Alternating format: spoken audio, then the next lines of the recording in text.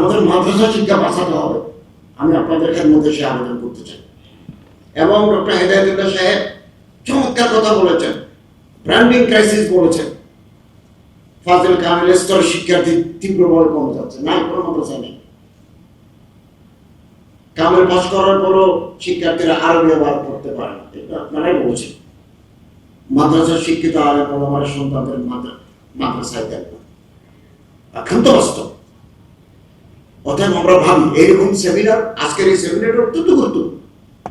আমি আসার আগে আপনারা অনেকে মৌলানা কামরুল হাসান সাহিদ সাহেব সহ অনেকে বিদগ্ধ বক্তা বক্তব্য রেখেছেন। আমার ব্যস্ততার কারণে আমি আসতে পারি না, সৌদি ডেলিগেট অপেক্ষা করছে আমার জন্য মিনিস্ট্রিতে।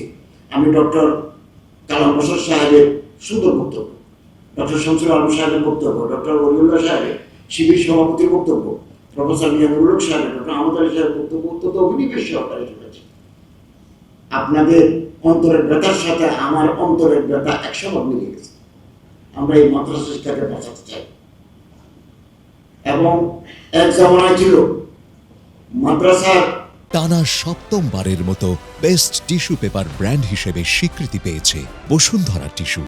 ছাত্র যদি বিসিএস এর ভিতরে কোথাও দাখিল আলেম থাকে, তারা প্রমোশন দেয়।